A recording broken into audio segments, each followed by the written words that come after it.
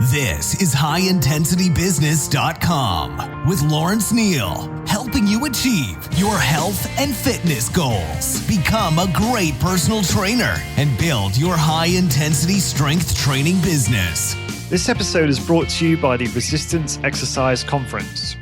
Would you like to learn from the top strength training professionals and researchers, network and connect with other exercise professionals from all over the world, and get inspired, rejuvenated, and focused on your strength training business? I certainly do, and that is why this will be my third appearance at REC. It's my favorite weekend of the year, and I'm so excited to attend again in March 2020. So why else should you attend REC? Well, firstly, there will be keynote presentations from exercise icons like Dr. Bente Clarland-Pedersen, Stuart Phillips, PhD, James Fisher, PhD, and Luke Carlson.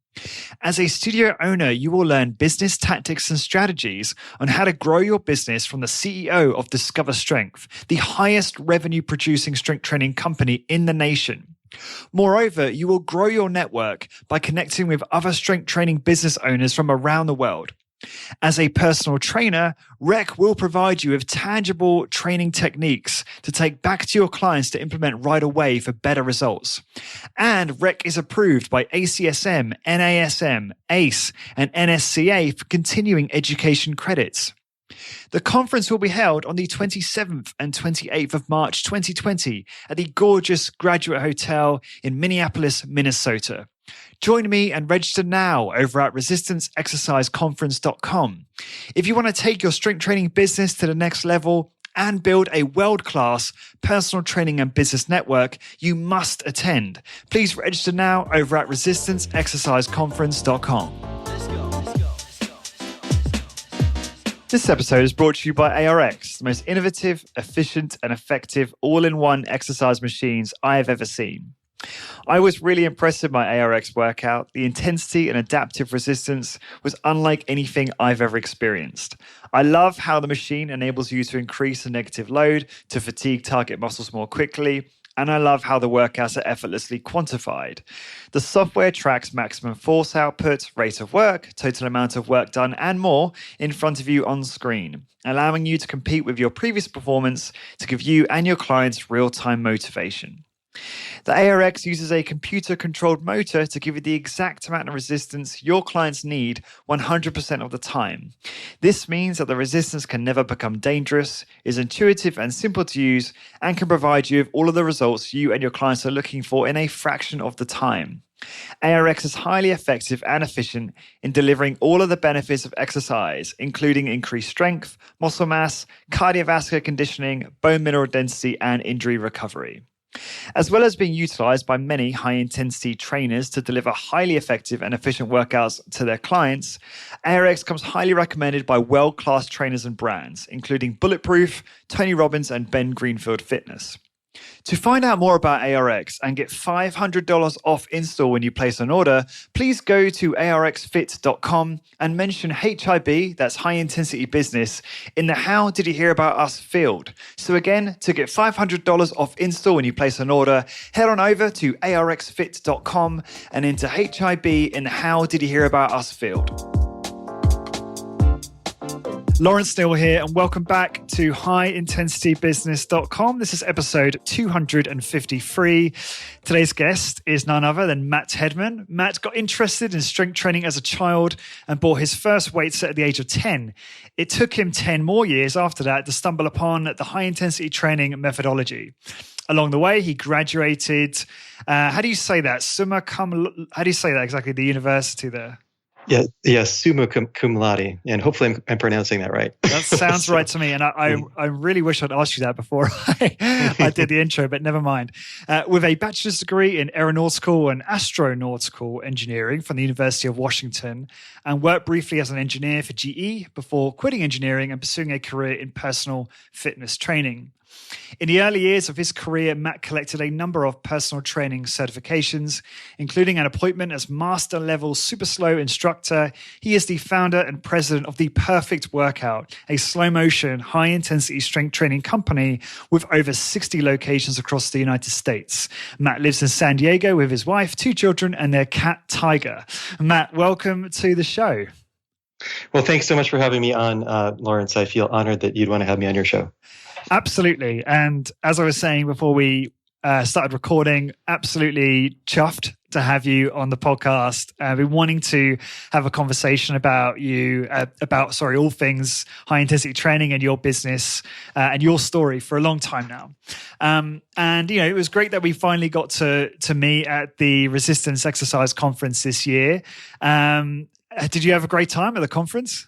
Oh yeah, I loved it, and we're going back again this year. So hopefully you'll be there again.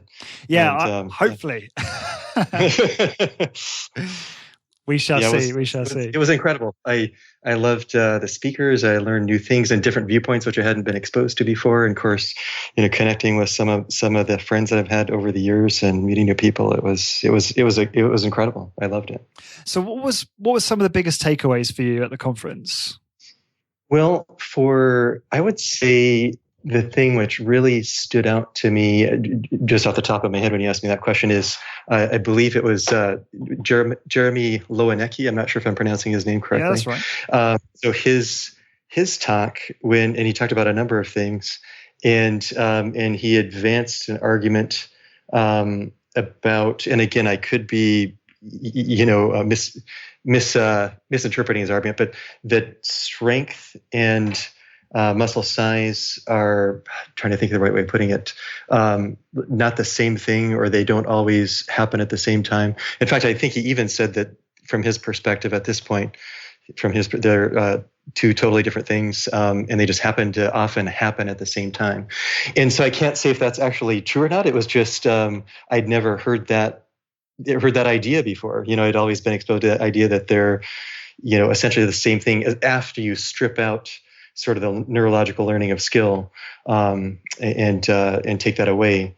Then, if your muscles get bigger, they get stronger, and then vice versa again after accounting for the fact of, neurological skill. So that was fascinating. One of the things that really turns me on in life is learning, and so including things which I don't know, or that I don't know that I don't know. So that was really interesting. So. Yeah. That takeaway, and maybe if there was anything else, what from that or from what else you learned at the conference did you take back, and actually did it change anything about the way you guys do things at the Perfect Workout? Like, would that finding make you change anything, or was there no need to change much? Well, that's a good question. I can't say that finding change anything, although I've always felt like when let me back up a second. Historically over the years, our primary measurement that we use with clients for progress is strength, or what I would call apparent strength. and we use that for a number of different reasons, but it's good to have more data points. It's just for simplicity and ease of taking. It's we found that to be sort of the easiest thing to look at. So I can't say that we've, for example, changed it. And like I said, I'm actually still a little skeptical of that idea that strength and muscle size are not essentially the same thing. It's just was interesting to get exposed to a really smart person who pays a lot more attention to exercise theories than I do to say that. So I can't say that that's changed anything that we've done yet, but who knows? Maybe at some point it will. So I was going through the early morning workout. I think you and I were going through it at pretty much the same time. I think you might have been started just after me. And I got to say, Matt, you have one of the most impressive physiques I saw at the conference. I was watching you do the dumbbell bicep curls or the power blocks, and you've got an impressive set of biceps on you. But you must get that. You must get that a lot, right? Well, hey, thanks for the compliment. I appreciate it. I'm flattered. And and so the genetics on my right arm are probably the best genetics that I have on my body. So you're probably talking about my best body part right there. so thank you. Well, this is something that Luke pointed out. He said that you have quite unusually large biceps for your frame. Is that accurate? I mean, because you're quite tall, you're quite broad, so I didn't think they were out of proportion, but they, you do have huge biceps. So what, is that something that has just been a genetic gift? How much, I mean, I suppose it is mostly a genetic thing, but or have you seen, your training style play a big role in terms of you being able to optimize that part of your physique? Well, that's a great question. So, gosh, several things kind of flood into mind when you ask that question. So, one is, I would say that in general, like if I had to rate my genetics for building muscle on a scale of 1 to 10, with 5 being average, I'd probably put it at a 7. So I'd say I'd have, kind of above average genetics. And this is after me, training hundreds of clients over the years and kind of seeing what average really is, and not just comparing myself to, bodybuilders and muscle magazines, and but far from elite genetics. And I probably largely got that from my dad. My dad has really never lifted weights in his life, but compared to other people that don't strength train, he does have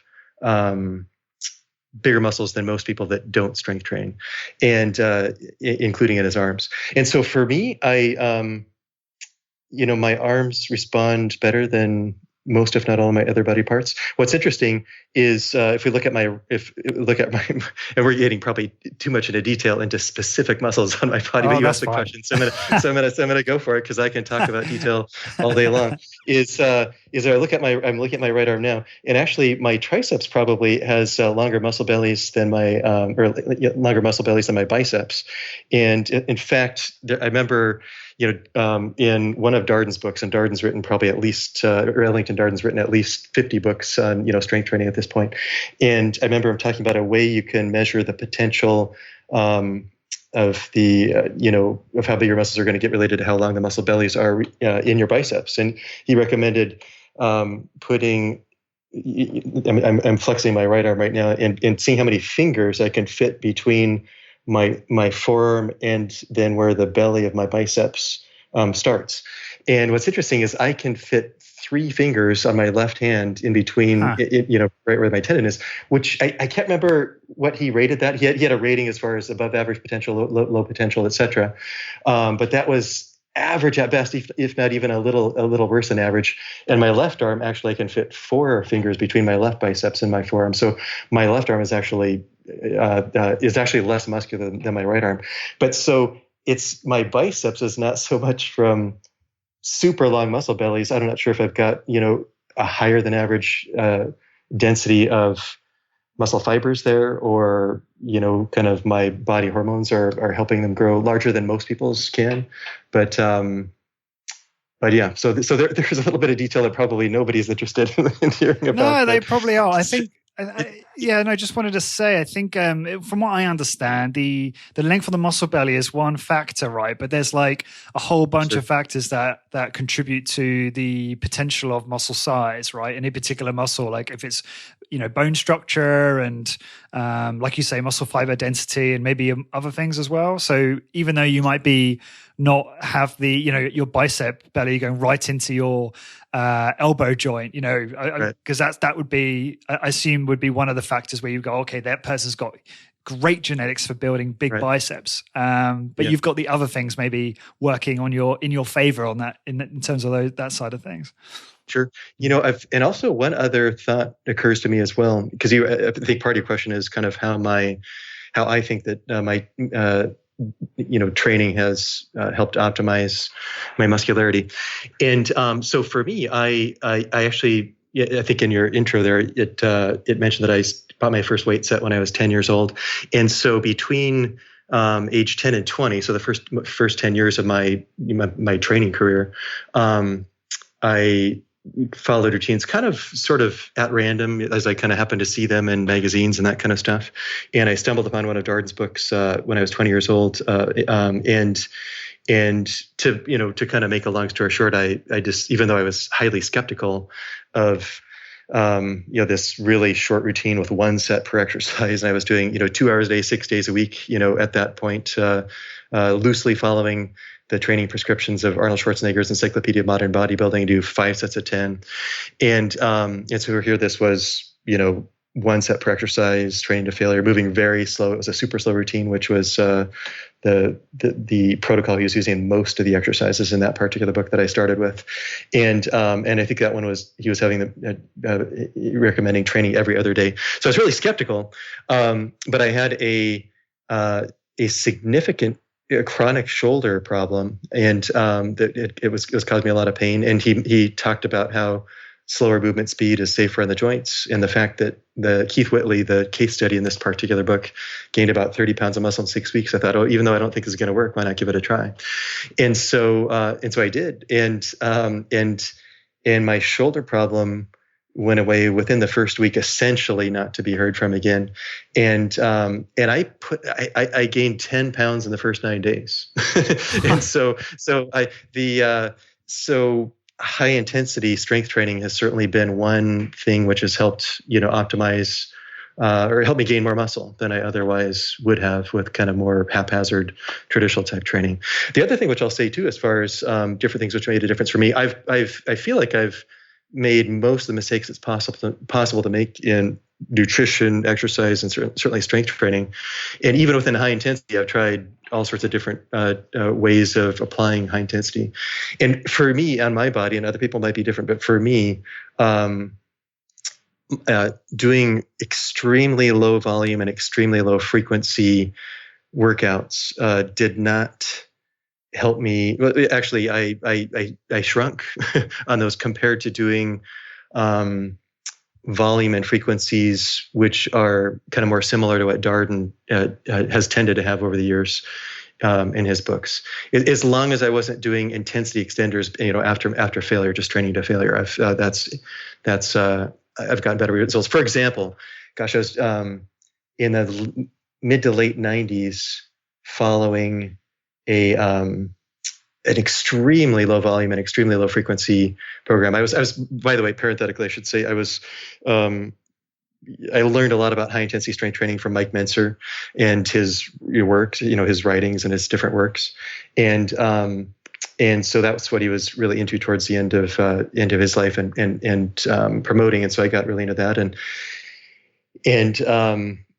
I was looking at some of my measurements for recently, back then in my right arm, I think had a measurement in the mid to late 90s of 15 and a quarter, if I remember correctly. And in 2011 is kind of my peak muscularity, at least on my arms. and I was recently looking at that. It had a measurement of 18 and a half inches on my right arm, not on my left arm. Like I said, my left arm is smaller. And and they were both in similar conditions of body fat, because I also take skin-fold measurements and measure how many millimeters I can pinch at the different sites. And so, and I would say one of the biggest differences between when I was training and had an arm measuring less than 16 inches versus one that was over 18 inches was more volume and frequency than the training. That extremely low volume and frequency workout that I was talking about back in the mid to late 90s, which I did for a little while, was doing just one or two exercises, one set per exercise, one or two exercises once every 5 to 7 days, and that did not optimize my muscularity. So that's fascinating. So can we just pause for a moment, Matt? I mean, maybe you were going to comment to this anyway, but it just makes sense to go there now. What does the workout look like for you? What have you found to be most effective for your particular genotype in terms of training, volume, exercise selection, single set to failure or advanced techniques, and frequency? That's a good question. Okay, so there's a number of different things I could say here. So I would say, for me, I have found that doing intensity extenders beyond failure do not improve results for me, and in fact, even make things worse for a number of reasons as far as gaining muscle, including it makes you so you can't train as frequently and can't train with as much volume, and of course, intensity extenders are excruciating oftentimes. So that's so I tend not to use those. And as far as volume and frequency, that time back in 2011, which I was mentioning when I've kind of reached my peak muscularity, I was trying to train 3 times a week, which means, I probably wasn't actually training as frequently as 3 times a week because of, life getting in the way and all that kind of stuff. So it was probably in any given week, 2 or 3 times a week. And I was probably doing about, somewhere between 7 and 12 exercises per workout, full body workouts.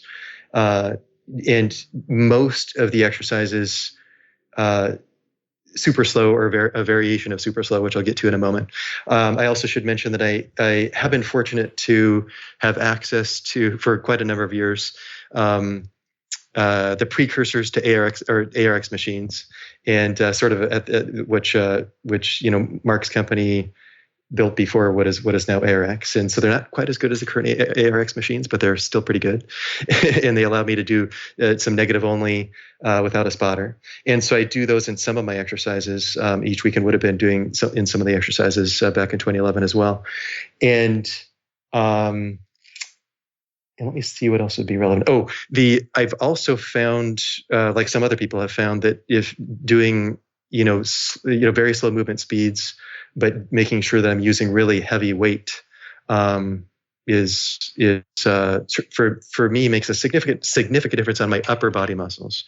Is to make sure that I'm using a heavy weight. On my lower body, for whatever reason, it doesn't seem to matter too much if I use a weight which is lighter and I could do more repetitions versus one which is heavier and I can't get quite as many repetitions. So yeah, I think that off the top of my head that covers. So a few points on that, or a few questions. So when you say, I think you said 7 to 12 exercises roughly per workout, would that be an AB routine, or would that be the same workout twice a week or 3 times a week if you could? Yeah, that's a good question. That would have essentially been the same workout, or very similar. It wouldn't be like I'd be trying to, emphasize the arms one day and then emphasize the legs another day. Although I've certainly done all those things, and those aren't bad things to do. But yeah, it would have been, essentially an A routine. Just kidding. Yeah, sure. And you would be overlapping, obviously, the same muscle groups every time, every workout. Yeah. Now that's, what's interesting is that's what I have found in for my body, and so. Because there's this concern, and it might be an understandable concern about overtraining, and overtraining certainly it is possible to overtrain. But it also can be, from what I've seen in the high intensity community, and I have certainly fallen prey to this, it is possible for some of us to get too afraid of overtraining and actually undertrain. Like when I look back at when I was doing extremely low volume and extremely low volume and low frequency routines, as far as building the most muscle in my body, that was training less than it was optimal for how much money I could, or how much muscle that I'm capable of having in my body. And so, so compared to what, there's lots of different camps in the high intensity world as far as, how much volume is best, and whether there is even a best, that everybody's individual, and that very well could be the case. But what I've just had to, kind of do N=1 experience on my body and take actual measurements on my body, and not just relying on strength gains, because you can actually, even if muscular strength and size are the same thing after you strip out, the neuromuscular skills that can be learned on different exercises, and can kind of skew what sort of, quote, real strength looks like. It is possible to fool yourself. I'll speak for myself. I've fooled myself over the years at times in my training career, thinking I was getting stronger, when it turned out that I was just, in hindsight, that I was just my nervous system was learning that particular movement better, and actually performing stronger or more repetitions because my, quote, skill was better at it. So how do you measure effectively? How have you, because it can be quite challenging we're all trying to do N of one here, right? Because the research is so incomplete. And so we have to kind of try and play around with the different variables, see what works best for us. And it would seem from what we do know that there is a radical difference in how people recover some of the time, and in terms of how different these variables might be between individuals. And so with that in mind, how do you personally measure outcomes based on changes you make to your lifestyle to optimize your appearance? That's a really good question. And so what I do is I take measurements on my body on a regular basis. And so actually I got started in a kind of a relatively big way of measurements back in 1992 when I first stumbled upon, that first book by Ellington Darden, which I'd come across. And, in the book, he recommended take measurements and he gave instructions on how to take them. And so, which book was that? It was Bigger Muscles in 42 Days. Great title. In many of his books, because I've read dozens of his books, he recommends taking, circumference measurements and ideally caliper measurements if you can. And so, and I've been fortunate over the years then to have, at this point, probably hundreds of data points of taking measurements of, on a given day of circumference measurements and caliper measurements and body weight as well, obviously. And then really trying to triangulate what that data is saying, because if I'll just keep it personal here, if I get fatter and I do get fatter or leaner at different times for a number of different reasons, then that can, let's put it this way, if I put on 5 or 10 pounds of fat, my right arm is going to be bigger. And that doesn't mean that I've got more muscle in my right arm. It just means that I'm fatter in that particular case. So I try to, but if I try to look at what usually gives me the best indication, my first indication is how big my right arm is, because it's like, because maybe it's because it's the for me in my genetics, it's the thing which grows the best, and so is kind of sensitive to changes, and it's less susceptible to changes in body fat than, say, measuring thighs, at least on me. And so if I have similar level of body fat calipers, if the calipers are pinching a similar level of, thickness on my thigh and abdominal and chest areas, and my arm is significantly larger or significantly smaller, then that's an indication to me that at least on my arm, I've gained or lost muscle.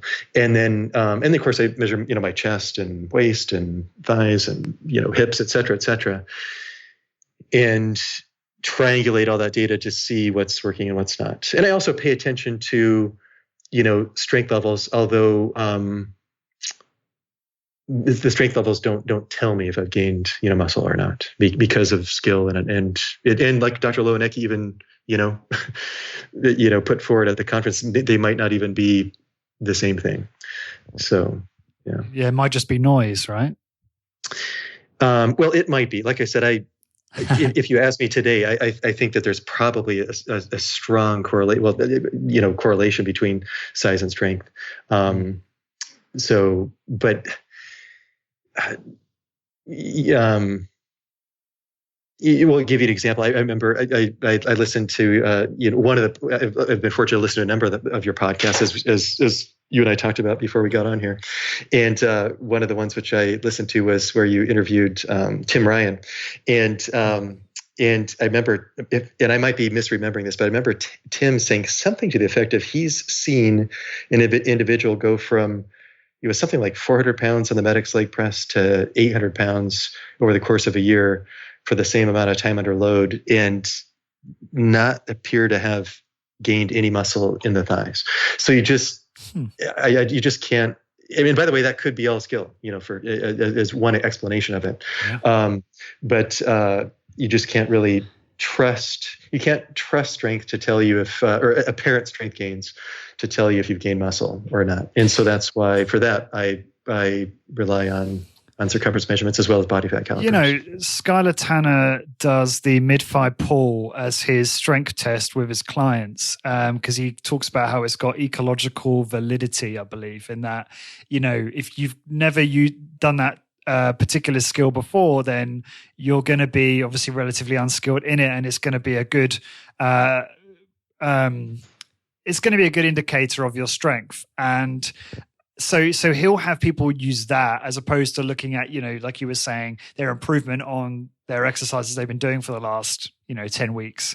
And so that may be a better indicator of progress versus which may then correlate with muscle mass, maybe or maybe not, versus their improvement in a particular exercise that they're doing, because you're removing the skill element. Do you agree with that as an alternative? Yeah. Off the top of my head, I think that's probably a really good idea. I mean, in principle, at least, that sounds like a great idea. And what's kind of interesting is you mentioned Skylar. So many, many years ago, it's been over 20 years, or around 20 years ago, I think. I actually, I used to be a master level Super Soul instructor, so I certified a lot of the trainers that got Super Soul level 1 Super Soul certified in the Southwest here of the United States, including Skylar, about 20 years ago. And I think he was 17 at the time, and the youngest ever person ever to achieve the Super Soul certification. But what's interesting is certainly over time, in this case, the student has become the teacher, and I go to Skylar to learn about exercise. So I don't have experience with what you just described, but in principle, it sounds like a good idea, and Skylar certainly knows his stuff. So he's. If you're interested in learning more about that, he's spoken about it quite a bit on the podcast lately. I think he mentioned it with Wayne Thacker, which was the most recent episode published. So you might want to check that one out. But no, that's so cool to hear. And Celeste said something similar about Skylar. And I think, did you certify Celeste, or at least around when she was being certified? I did, yeah. And and I ran into her at the Rec conference this past spring, and that was a lot of fun because I hadn't seen her for many years as well. So yes. So can you? I mean, I wanted to come on to this stuff in terms of the Superstow certification. Can you talk about what that was like, your experience back then, the difficulty in getting certified, and the difficulty for others to be certified, and that kind of thing?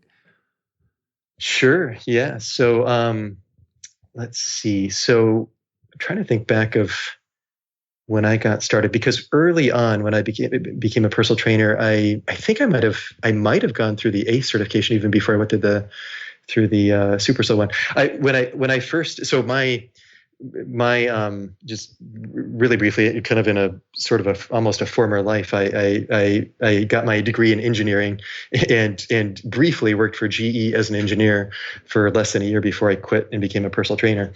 And so in that and early after I became a personal trainer, I went through my level 1 Super Soul certification. But right around that time, I also went through the American Council on Exercise, the ACE certification, which back then was a really popular one and might still be now. And went through some other ones as well, including NASM back then.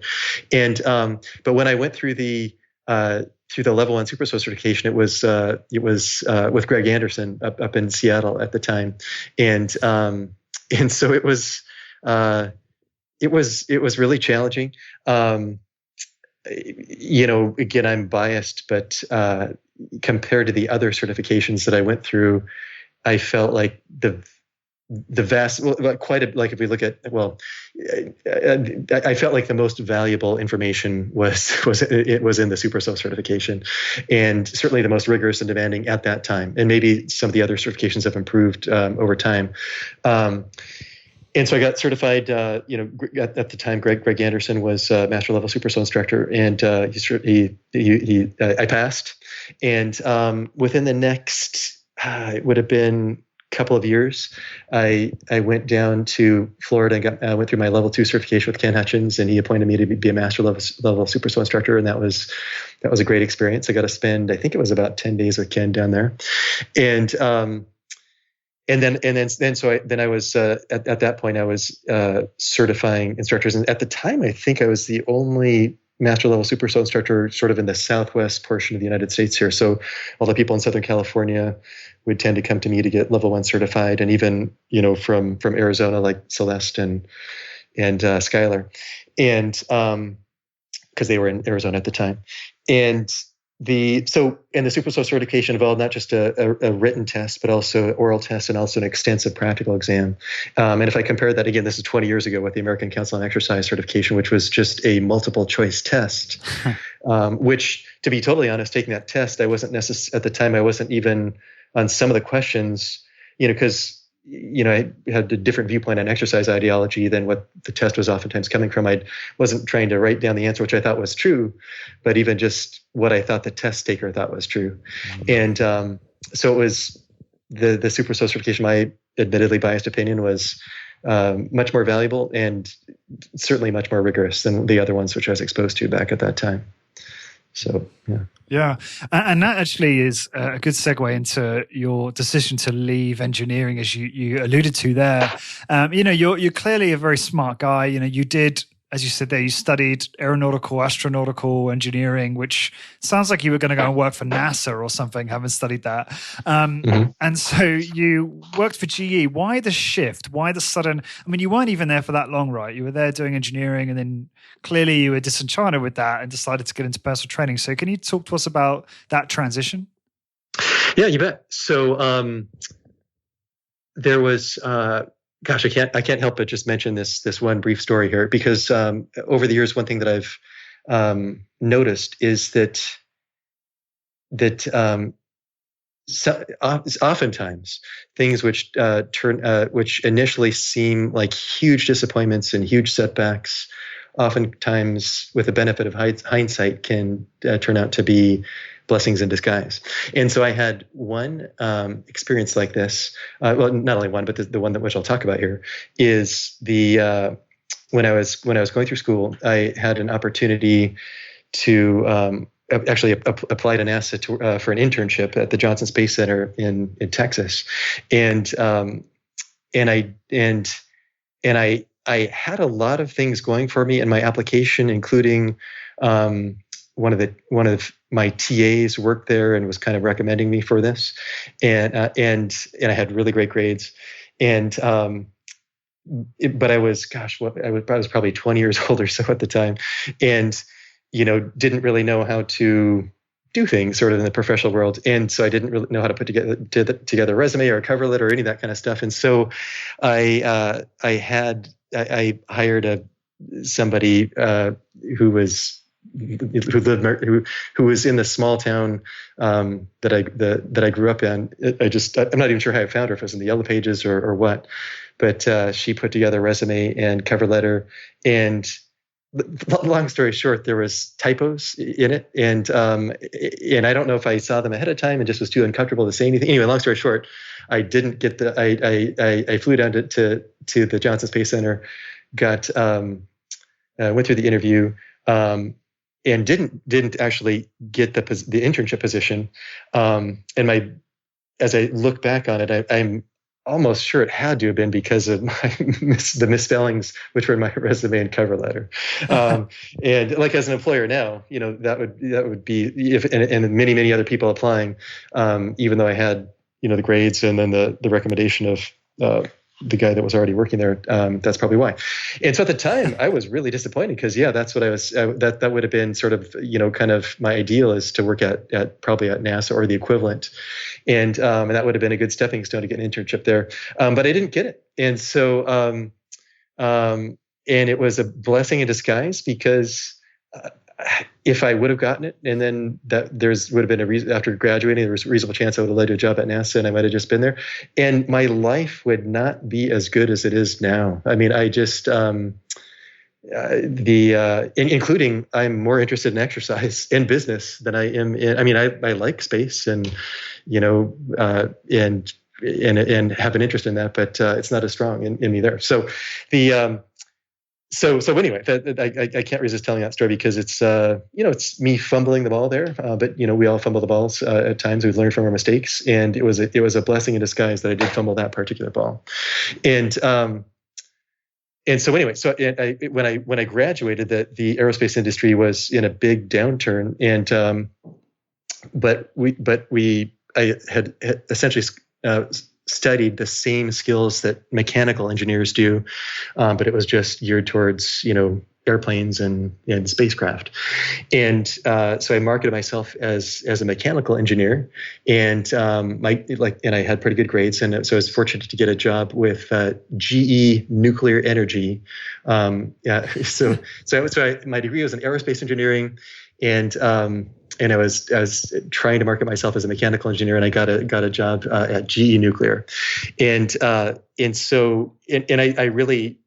I really admired GE as a company and still do in a lot of ways, at least as how they were back then.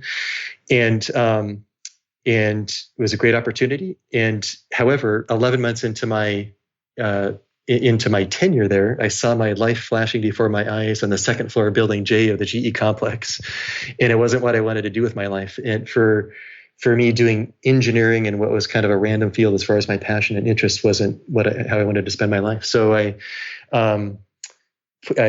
started, and for whatever reason, it hadn't occurred to me prior to that to pursue exercise as a career. It was always just I was considered it a passionate hobby, and so, but then it occurred to me then that, hey, people get to be personal trainers and hang out in the gym all day and you kind of live, eat, and breathe exercise all day long, and they actually get paid to do that. And so I started putting out feelers to what it would take to do that. And in the process of doing that, I actually got a job offer from the company, which is now called 24-Hour Fitness, which is a huge gym chain over here in the States. I'm not sure if they're international or not, but even though I didn't have any formal experience in the exercise field or nor formal education, I jokingly say they hired me because of my engineering personality, apparently, on the strength of that. And so when I quit and became a personal trainer, and so at the office at GE, which I was at, a lot of the engineers had been there for 20 or 30 years, and when they heard that I was quitting to go work for 24-Hour Fitness, it just didn't compute to their paradigm of how the world really should work. After spending, 4+ years getting, of hard work, getting your engineering degree, to quit and become a personal trainer, it didn't make sense to a lot of people.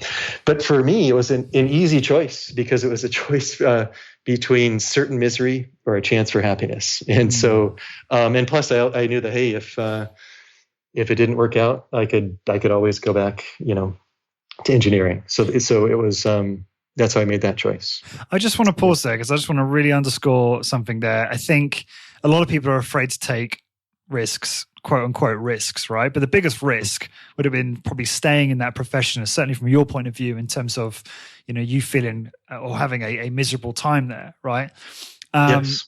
And I love how you weighed that up. You were like, look, people didn't understand, didn't support it. I didn't care. I had my, heart in the right place, and I knew I could always go back, because you have that, I guess, confidence in your ability as an engineer to, get a job in that if things didn't work out. And I'm just really curious on this. Did you? Because I'm guessing your family, were they also like, Matt, are you mad? Like, you're this great engineer. Like, are you going to throw it all away? Like, did you have, thoughts like that, or advice, or I'm trying to think of the right word here, comments, shall we say, from friends and family and co-workers? I mean, a lot of people would find that quite overwhelming and would not then take the plunge to do what you did. So can you talk a little bit more about the type of reactions you got from people, or was it not quite that bad? That's actually, that's a good question. You mentioned kind of reactions from my family, and so my parents, I've been really fortunate in a lot of ways to have the parents that I've had, and they have always been really supportive in kind of my choices as far as kind of which direction I want my life to go in. And so I didn't get any flack at all from them. In fact, I remember my dad even afterwards telling me how, when he would talk with some people, they'd say, "Oh, when I was at GE, he would say, well, how's Matt doing?" And he said, "Well, he's doing okay, but I think he'd probably rather just be working at a gym or something like that." So that was even before I'd even started, had this epiphany that it was working at a gym would even be possible. So that's so funny. So I was fortunate in that respect, and kind of my friends kind of knew how passion I was about, really what a rabid exercise fanatic I've been since age 10. And so it wasn't probably totally way off base from their perspective. It was really more, at the, at the engineering office that I was there, that I would just, and people wouldn't really say it directly to me, but they would say, oh yeah, other people, like he's gonna quit to go work at 24-hour fitness, which I totally understand, that how it wouldn't fit the paradigm that people would be used to. This episode is brought to you by our sponsor, ARX. Are you looking to create a cutting-edge, high-intensity training facility? Are you confused on what equipment to use or how to separate yourself from the masses? Well, then ARX Fit might be the answer you're looking for. I asked Mike Polano from ARX a few questions about how ARX machines are challenging the status quo of the exercise industry around the globe. Mike, if you could, give the listeners a quick summary of why ARX is so different from the traditional machines or tools they're used to seeing in most exercise facilities. ARX is totally different than anything you've seen before. This isn't just another weight stack machine. We've looked at the last 40 years of exercise technology and used that knowledge to create something entirely new.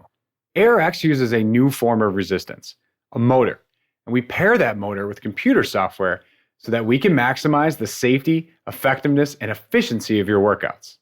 So you may be asking, okay, but how does ARX compare to weights? Traditional machines you see in gyms today are based on lifting metal weights and battling gravity. What people don't realize is that when you're forced to lift a static weight like this, one that doesn't adapt or change while you use it, you're underloading yourself rep after rep. And this unnecessarily limits your ability to make improvements. With ARX, we've taken a totally different approach. We removed weights and gravity from the equation altogether. Instead, ARX combines our patented motorized resistance with our custom computer software to provide you with the world's safest, most effective, and most quantified form of resistance training ever. When you train with ARX, you are training to your perfect level of resistance, both positively and negatively 100% of the time. No more guessing what weight to use. ARX does all of that for you, instantly and automatically. We'll also track and measure every second of every rep, so you can quantify all of your workouts to find out if you're improving and by exactly how much. Whether your goals are bigger muscles, increased strength, stronger bones, or just to look good in a bathing suit, ARX can help you achieve all of these and more, but do so in a fraction of the time it would take compared to traditional equipment. If you're looking for the most efficient, most effective, and most quantified piece of exercise equipment on the market today, then look no further than ARX. Thanks, Mike. That all sounds really impressive. If you'd like to learn more about ARX, visit arxfit.com and mention that you heard about ARX on the High Intensity Business podcast to receive an exclusive deal of $500 off shipping and installation of your ARX machines. That's so unusual, especially to hear your dad say that, because we're so used to a father figure saying, proudly talking about his son in this, very accomplished, prestigious profession, right? Right. And to be totally honest with others and say, you know what, I don't think he's that interested and maybe more interested in a gym is very unusual, especially back in when that would be, the 90s? As well. So that would have been 1996. Yeah. You know what? Yeah, I'm gonna. Next time I talk with my dad, I'm gonna have to give him an extra thanks for that. You bring up a good point. So what happened then? So you thought, look, I'm going to go and become a personal trainer. So you were hired by, what were smaller version of 24-hour fitness back then. And then when did the super slow certification stuff happen soon after that? Is that the kind of timeline? Yeah. Let me think back. Yes, because I certainly didn't get it before starting as a trainer, and it would have happened. Yeah, gosh, in hindsight, I would have gotten the other certifications first. So what was interesting was at that time, my first ever, if I go back to 1992, my first exposure to high intensity strength training was super slow high intensity strength training, and then I also got heavily influenced by Mike Menzer, and wasn't paying so much attention to super slow, just kind of maybe slow.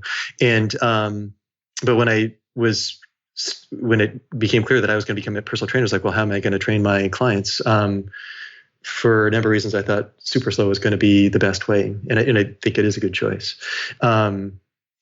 And so that's how I started training my clients, and then the levels. So I didn't actually get certified as a super slow trainer until probably at least several months after that.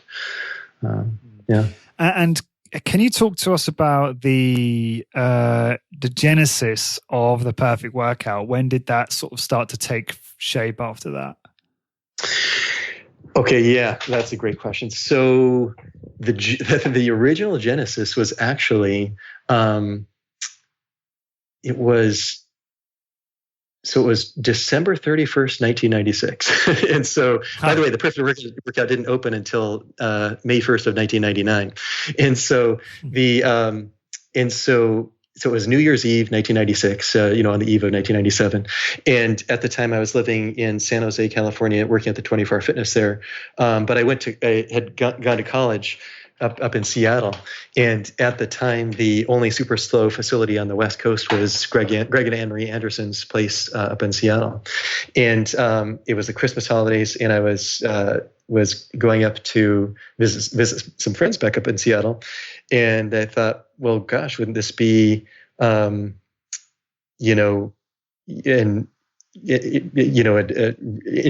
to see what a real super slow facility is like. If you've read Ken's super slow technical manual, he's got his ideas about what constitutes the ideal exercise environment. And anyway, to make a long story short, I went and Greg trained me that day, and and it was an incredible experience. So he put me through 4 exercises, and the first exercise was a Smith machine squat. And if I remember correctly, he had a 10 and a 5 on each side, so 30 pounds in addition to the bar on this Smith machine. And I'm a person who I prefer the weights, if I'm going to err on the side of having the weights be too heavy or too light, I prefer to have them to be too heavy, because if I err on the side of them being too light, it just means I'm kind of in pain, like more burning than I need to be in. And so I was looking at this, what appeared to be extremely light weights on here for squats. And I told him, Greg, I often, when I do Smith machine squats, I often use 345s on each side. And Greg said, oh, good. I'm glad to hear that, because I thought this was going to be too heavy for you. And so I said, okay, in my mind thinking you're the boss, but I was still skeptical. Now he did have me put my legs further forward than I was used to. So it did make it being a different exercise than what I'd normally been doing. So, so anyway, I did, we were doing super slow, and did 5 or 6 repetitions until I hit muscular failure about halfway up on 1 rep. And Greg's, telling me keep pushing. And by the way, the Smith machine was facing this completely blank wall. Greg was behind me. I couldn't see anything other than just a white wall. And his voice was kind of coming sort of from out of the ether from my perspective. He says, keep pushing. And I was pushing as hard as I could. And finally I lost my static strength, and the bar started forcing me down, and I kept pushing as hard as I could. And it continued to slowly force me down until it was resting on the safety pins. And Greg said, keep pushing. So I kept pushing as hard as I could. And then my knees started shaking and rattling together. And Greg said, keep pushing. And so I kept pushing. And I kept pushing until my knees stopped rattling. Greg said, keep pushing, kept pushing. And then finally Greg said, okay, 15 more seconds. By the way, I would not recommend doing this. I don't think this is this is not the best thing to do for results, but this is what happened in this workout. And so I kept pushing for 15 more seconds. And then he said, okay, you can back off. And so I was, the bar was sitting in the safety pins of this Smith machine. And so I kind of, ducked under the bar and kind of moved backwards underneath the bar. And so I was kind of, in a sort of a deep squatting position. My knees were bent. And I had my hands on the bar. Now I was kind of, kind of my face was facing the bar, as opposed to at this point, because I'd gotten out from underneath the bar. And so I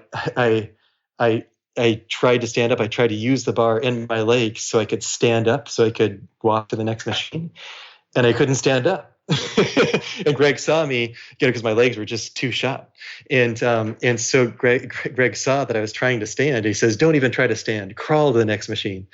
So I was gasping for air, and it crawled over to the next machine, which was the old Nautilus hip and back. It's a retrofitted Nautilus hip and back machine that Greg had, which is an incredible machine. And so it was basically an exercise that to really fatigue your gluteus maximus and hamstrings, and also your lower back. And so we did that, to muscular failure, and then heading over to weight assisted chin up to failure. And he might have even given me an assist on that one. And then push-ups at the end with some assisted reps at the end. So it was 4 exercises with a lot of sort of, intensity extending techniques, which I at this point in my life wouldn't recommend for best results, but that's what we did back then. And I can remember laying there, my arms were just burning afterwards, and gasping for air, and and I can remember the experience of working in that ideal exercise environment with ideal equipment was incredible. And I said, okay, this is what I want to do someday. I want to have a place like this. And so that is where the idea started. And so I think I only slept 2 hours that night. I was so excited about being able to do this at some point. And so so that's where it all started. I wound up working a total of 3 years for other companies, including 24 Fitness. And I also worked for a year and a half for Greg and Anne-Marie Anderson up in Seattle. And before I actually opened the Perfect Workout, but that's where the idea started, was that workout that Greg put me through. So were you saving capital during that time in order to get the first location for the Perfect Workout, or what was the delay? Yeah. So so part of the delay would have been I didn't have that experience until a number of months into my personal training career, because I was working for 24 Fitness at the time, and then I continued working at 24 Hour for a few months after that before I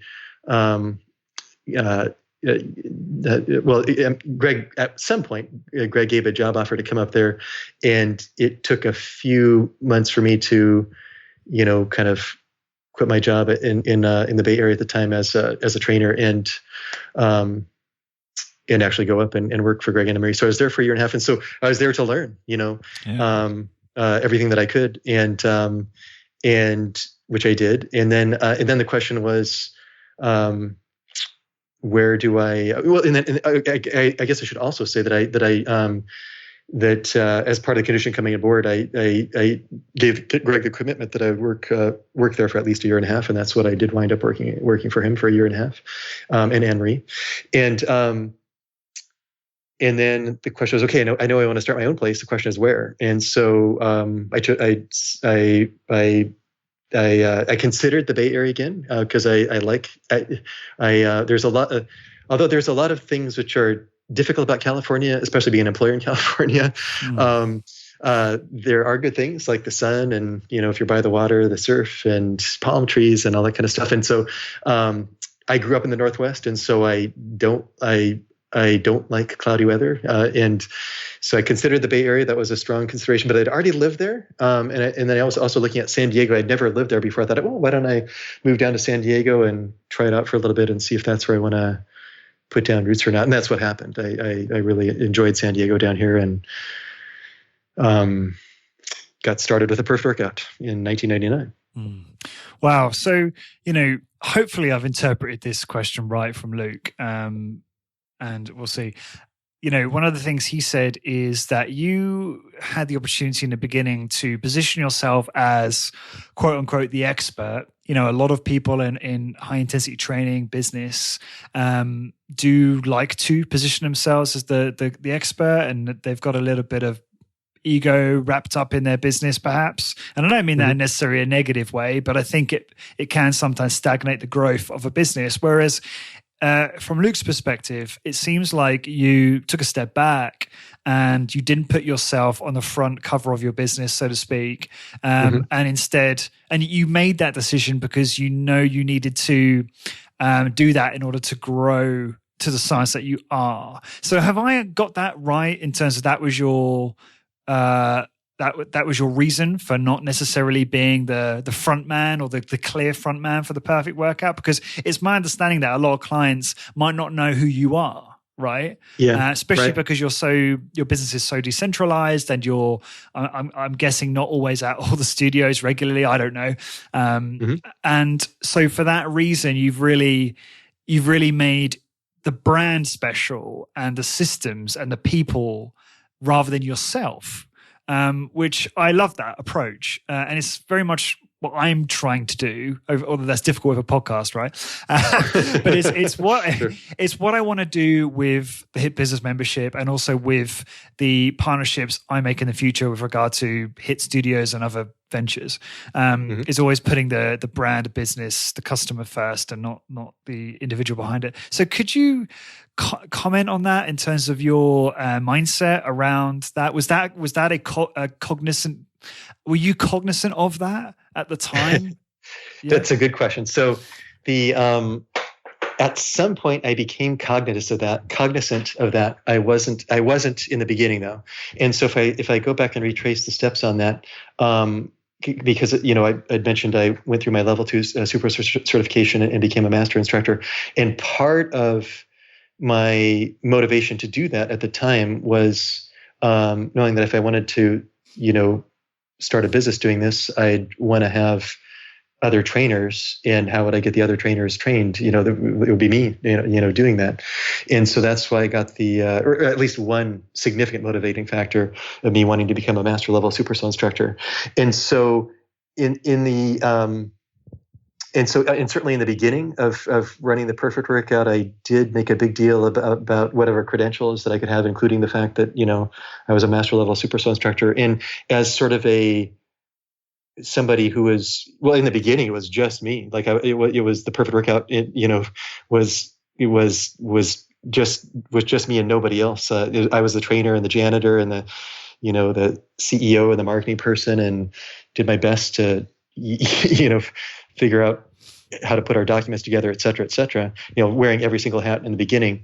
And so I was sort of at that point thought it was the right thing to do to be perceived as an expert. And then I came across at some point the idea that if you're looking at things from just a pure, sort of entrepreneurial perspective of scaling a business, the more letters that you have behind your name, it sort of inhibits your ability to do that, because then people just want to, if someone's coming into our training studio, let's say back when we just had one studio, they're going to want to train with the expert, as opposed to, somebody else. And yeah, so at a certain point, I did make that switch of as much as I felt like I could, trying to have me not, be emphasized, in our marketing or that kind of stuff. But I still was in a number of ways, and even still to some degree am, because I'm still, have a monthly article that I put out that's, that's coming from me and my name on it, and all those things. But we recently had a website revamp, which looks amazing, by the way. I love the new website. Yeah. And so our and I didn't actually tell the marketing part to do. I just wanted to do what I'm about ready to say. They just wound up doing it, and I was happy that it was this way. I don't think my picture is on there anywhere. Or certainly, at least our prior website. We had my story, and I think I even say something a little bit about our founder, something that it might not even have my name on it. It certainly doesn't have my picture on there, and so I'm de-emphasized even more. So, which is good if you're trying to scale, because if and so I don't think it's a mistake to what's the right way of putting it? To make a big deal out of your credentials and try to take advantage of that, depending on what a person's goal is. But my goal, ever since very early on, was to try to build our business, in a big way. And so having it be dependent on either my credentials or my personality or, that kind of stuff was not the best way to do it, in my opinion. Yeah. Can you talk a little bit about the perfect workout, your value proposition, what makes you different? I'd love to hear how your elevator pitch if you will, for Yeah. your business, and just some information around that. Yeah. Yeah. So if it's let's say somebody off the street who says, "Oh, the perfect workout, what's that?" Well, I say I'll often say something to the effect, "Oh, it's 20 minutes twice a week, incredible results," or or something like that. Because and many years ago, when in trying to figure out a name for our business, the reasoning for calling it the perfect workout is because it gets incredible results for people, and it's safer on the joints and connective tissues compared to just about anything else a person's going to do in the name of exercise, and it's super time efficient. And if I get to the point when I'm talking to someone where I just say what I just said, like beyond the first 10-second elevator pitch, and just tell them a little bit more about why it's perfect, I'll sometimes also tell them that the thing that makes it so it's not too good to be true is the 20 minutes are very challenging. It's not easy, and that's what makes it not too good to be true. And the reason why I sometimes add that in there is because trying to think of the right way of putting it. When we talk about getting incredible, fitness results from 20 minutes twice a week, it in the vast majority of people, in my experience, it engenders a fair amount of skepticism, understandable skepticism. Heck, I mean, if I go back, I even mentioned, I think when I was discussing, when I stumbled across, Ellington Darden's book back in 1992, I was skeptical that it was going to work myself. And so that's kind of variations of my elevator pitch, I guess, in answer to the question. Yeah, no, it's great. I love the simplicity of it, actually. Maybe you mentioned it there, but how do you differentiate yourself from your competition in this space? What do you do? The whole free uniques approach? Well, that's a great question, because then it depends on what you're trying to differentiate from, and so, I'm trying to think of the right way of putting this. Up until now, and still as we speak, with what we're trying to position our company from is, the fitness industry in general, okay, and also the couch. To me, I think the couch is our biggest quote competitor, as far as when people are trying to figure out what to do, deciding if they're going to come and work with us. It's not always, but certainly a fair amount of the time, it's either us or doing nothing. As opposed to us or Orange Theory. But it does come. But it does happen, but it's more rare when somebody's trying to decide between us and another high intensity strength training business. And so if we look at just sort of very broad strokes and what we're trying to differentiate ourselves from in our company, it's not the other high intensity training businesses, which are sort of our neighbors. It's other people, because we've been here in San Diego County for over 20 years, and at least 90%, if not 95% of people, if you're going to walk down the street and said, do you know what the perfect workout is? Or even a 20-minute workout, I would say, probably on the order of 90% of people would not have heard of us, or even of what we do. And so that's where it's the minds of those types of people. If they hear our message, that's what I'm trying to go to. Not someone who's trying to figure out, there's this high intensity place and this high intensity place, and which is the better of the two. So yeah. Well, I'd just like to talk about that a little bit, actually. That's really interesting what you said there about how you think about competition. If I'm right, your target market, older women generally, 45 plus, something like that. Am I right? Yeah.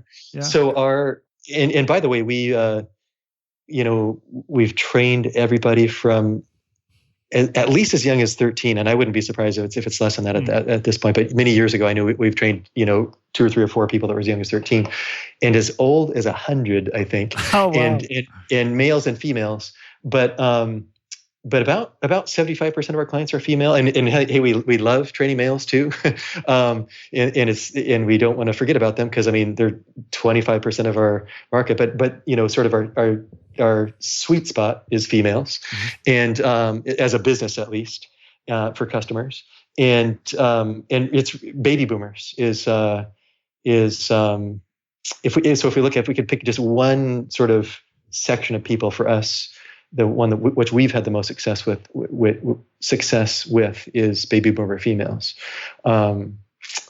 But I've seen other businesses in high intensity have significant success with different market segments, and so just because that's what's worked, what's worked for us doesn't mean it's what's gonna work for somebody else necessarily. Yeah, you made a good point there, which is the target market isn't the total market. I think people get worried that if they really start to gear their business and their marketing around a specific target market, that they're going to alienate everyone else, which doesn't seem to be the case, really. You're still going to get people from outside of your target market come in to try out your service. So you're not necessarily limiting yourself. But the problem is that, a lot of the high intensity training businesses I see might try and market to a broad group of people and therefore don't really resonate with anyone that strongly. Right. Do you see that as well in the industry? Well, that's a good question, and it's always a double-edged sword, because you sort of don't want to turn anybody off in your marketing messages, because really, in my opinion, our exercise method that we use with our company is pretty much for everybody. If again, I'm biased, but I feel like if people really knew what was best for them, they would do our stuff. Sure.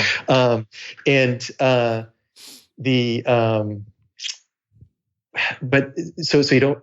So on one side, there's a feeling, including in myself, that you don't want to sort of alienate anybody.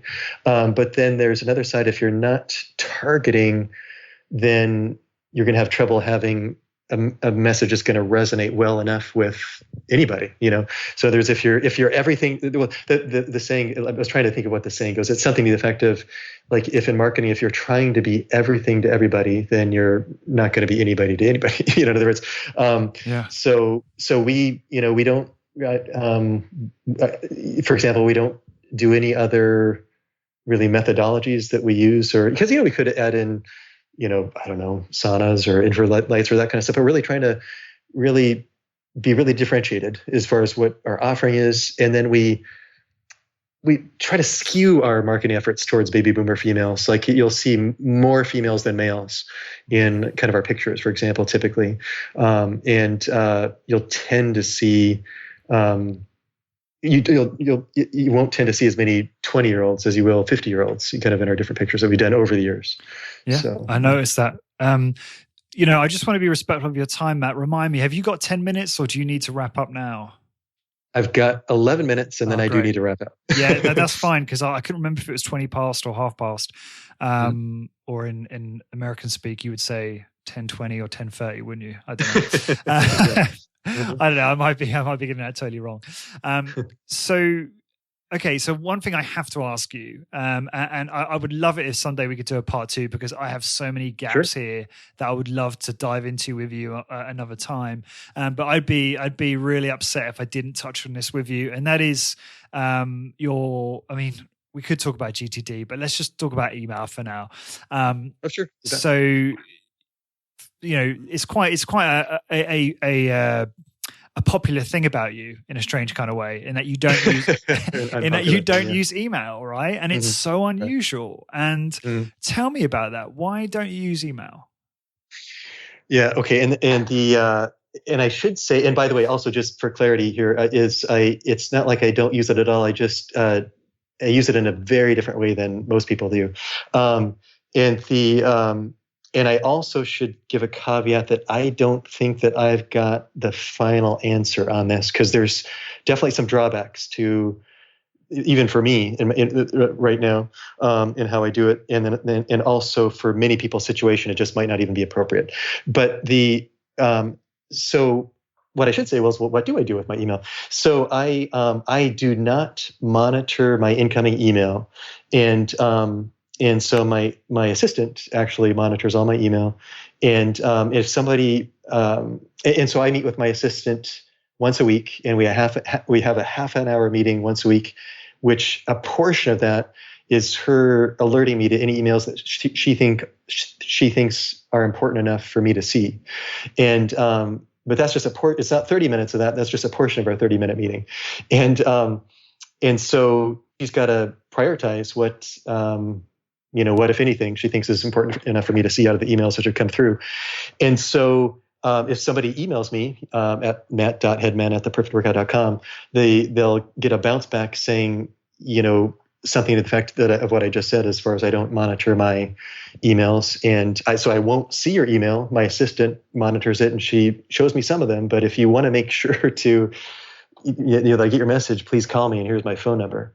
And so I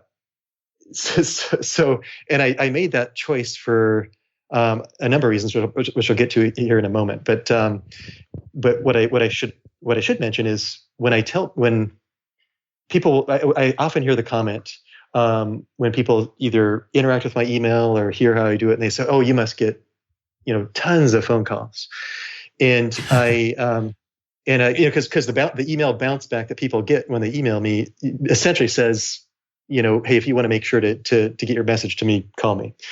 And I get I made this switch 3 or 4 years ago, and I get on average less than one extra phone call per day than I did before, when I used to just monitor my own in basket and spend an hour, every day dealing with email stuff. And so, I used to get about 100 emails a day, ballpark, let's say. So, and if I'm getting less than one phone call extra per day as a result of my switch, it means one lesson to me is for the other 99% of the emails that were coming through weren't important enough even to the sender to pick up the phone and call me. And you've trained people, right? You've trained them, which is so cool. Yeah. So so here's, and I used to spend about an hour a day just dealing with email, and so, which even for the people that were sending me stuff wasn't very important to them. So they talk about Stephen Covey has this idea of four quadrants of things that are urgent or not urgent, and important and not important. And so my experience with this kind of thing that I've done is the vast majority of what goes through email is just falls into the not important bucket. I'm not saying everything falls into that bucket that goes through email, but a fair amount of it. So and so I've given myself an extra hour a day to work on more important stuff. And so the question is that, and I mentioned that there are drawbacks to this. So what I've found is it's more difficult to keep up friendships with this. And so that's, that is definitely a drawback. And then the other drawback is with networking. If there's somebody that that's not kind of trying to knock my door down to see me, but somebody I'm sort of trying to knock down their door to connect with, it's an extra barrier in my way of kind of networking with people. And so I can't say that I've got the final answer on how to do this, but that's that. Oh, also for some people, it just might be totally inappropriate. Like if a person's a trainer and sort of doing all the scheduling with clients and doing through email or texting or whatever. In other words, that's a different story. Of course. As far as context, right? So I'm not saying that this is going to work for everybody. It's just I would say in the grand scope of things, it works better for me. But hopefully someday I'll have a Matt's email methodology 2.0, which works even better, where maybe it kind of smooths out some of the. Yeah. I just a quick follow up on this. Let's say you are trying to connect with someone, you can still email them, right? So if they respond, your assistant will be able to tell you, and you'll be able to react accordingly. So why would that be a downside? Well, and yes, you're right about that. It's just in my email, any outgoing emails that I send out, it has on the signature portion, it has a pretty prominent text I saying, love that. hey, that I do send some of these outbound, but I don't monitor inbound. So, call me. So it's just a little, trying to think of the right way of putting it. If it might put them off, is that what you're thinking? Perhaps? Like if I was just to use a bizarre example, like let's say if I was, try to, who would be a good example here? Network with the prime minister of Britain there, or the UK. You won't want to do that. Well, if like let's say if I was, my email systems are not set up for success to get the person to want to email me back. If that makes any sense with all the with that little footer that's on there, and also if they do email me back, something that kind of bounces back, which tells them that I'm not going to read their email. And so I get what you mean. It's not optimized for a response, perhaps is your point. Yes. And I see that but personally I just found it really interesting because was that inspired by Tim Ferriss, that approach? What's interesting is, so Tim Ferriss, if I remember correctly, in his 4-Hour Workweek, that's right. Yeah. Used to talk about batching emails. And I think it's been a while since I read that book, but I think he might have mentioned maybe batching it twice a day or something like that. Anyway, so I've gone through different variations of this, including batching twice a day and then just batching once a day. And even batching once a day, I was still spending about an hour a day on processing the emails that came in, and you're responding to stuff I sort of felt obligated to respond to, and all that kind of stuff. And I never got started with texting, with phone texting, and I've always felt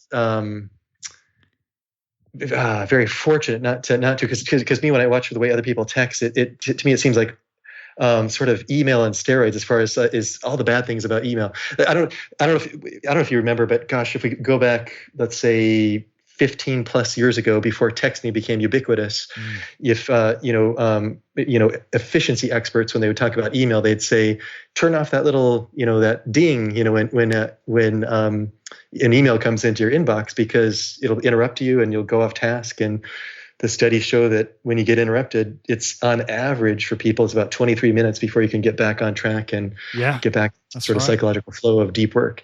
And so then I saw people's, even my wife, she texts, and so when her phone lights up from a text, it distracts me. So I'd always thought, gosh, I wish I never would have started with email, because then people wouldn't be sort of counting on being able to email me and getting a response. And long story short is, I, came across, some arguments and some data about how it wasn't going to, be that big of a deal. That I'd still be able to kind of work around not doing email. And so I decided to try that. And and clearly it's worked out for you. I find you fascinating, and I could spend 2 hours just talking about email with you, Matt, but I know you've got other engagements. But look, I'm so grateful for you taking the time. This has been a lot of fun for me, and hopefully we can do a part 2, because there's so much more I'd love to talk about and stuff we didn't get to. Best way for people to find out more about you? Go on. I would say probably the best way would be our website, which is theperfectworkout.com, and that'd probably be the best way, and that's the best way to interact with my company. And if somebody did want to email me, they can always try that email address, which I kind of mentioned a few minutes ago, and it'll at least get into the system, which is matt.hedman@theperfectworkout.com, and then it'll bounce back my phone number if you want to give me a call. And because I do get. If somebody calls and you catch voicemail, leave me a voicemail, I do get every voicemail. So, yes. Yeah. It's kind of ironic me asking you that question at the end of this, wasn't it? Right. Great. And I really appreciate you taking the time, and really enjoyed speaking with you, Matt. Thanks so much for having me on, Lawrence. It's like I said, I'm honored that you'd have me on your podcast. You are most welcome. And for everyone listening, to find the blog post for this episode, please go to highintensitybusiness.com and search for episode 253. And until next time, thank you very much for listening. Discover how to achieve your health and fitness goals, become a great personal trainer, and build a successful high-intensity training business. Check out highintensitybusiness.com. highintensitybusiness.com. This episode is brought to you by the Resistance Exercise Conference. Would you like to learn from the top strength training professionals and researchers, network and connect with other exercise professionals from all over the world, and get inspired, rejuvenated, and focused on your strength training business? I certainly do, and that is why this will be my third appearance at REC. It's my favorite weekend of the year, and I'm so excited to attend again in March 2020. So why else should you attend REC? Well, firstly, there will be keynote presentations from exercise icons like Dr. Bente Klarland Peterson, Stuart Phillips, PhD, James Fisher, PhD, and Luke Carlson. As a studio owner, you will learn business tactics and strategies on how to grow your business from the CEO of Discover Strength, the highest revenue producing strength training company in the nation. Moreover, you will grow your network by connecting with other strength training business owners from around the world. As a personal trainer, REC will provide you with tangible training techniques to take back to your clients to implement right away for better results. And REC is approved by ACSM, NASM, ACE, and NSCA for continuing education credits. The conference will be held on the 27th and 28th of March 2020 at the gorgeous Graduate Hotel in Minneapolis, Minnesota. Join me and register now over at resistanceexerciseconference.com. If you want to take your strength training business to the next level and build a world-class personal training and business network, you must attend. Please register now over at resistanceexerciseconference.com. This episode is brought to you by ARX, the most innovative, efficient, and effective all-in-one exercise machines I have ever seen. I was really impressed with my ARX workout. The intensity and adaptive resistance was unlike anything I've ever experienced. I love how the machine enables you to increase the negative load to fatigue target muscles more quickly, and I love how the workouts are effortlessly quantified. The software tracks maximum force output, rate of work, total amount of work done, and more in front of you on screen, allowing you to compete with your previous performance to give you and your clients real-time motivation. The ARX uses a computer-controlled motor to give you the exact amount of resistance your clients need 100% of the time. This means that the resistance can never become dangerous, is intuitive and simple to use, and can provide you with all of the results you and your clients are looking for in a fraction of the time. ARX is highly effective and efficient in delivering all of the benefits of exercise, including increased strength, muscle mass, cardiovascular conditioning, bone mineral density, and injury recovery. As well as being utilized by many high-intensity trainers to deliver highly effective and efficient workouts to their clients, ARX comes highly recommended by world-class trainers and brands, including Bulletproof, Tony Robbins, and Ben Greenfield Fitness. To find out more about ARX and get $500 off install when you place an order, please go to arxfit.com and mention HIB, that's High Intensity Business, in the How Did You Hear About Us field. So again, to get $500 off install when you place an order, head on over to arxfit.com and enter HIB in the How Did You Hear About Us field.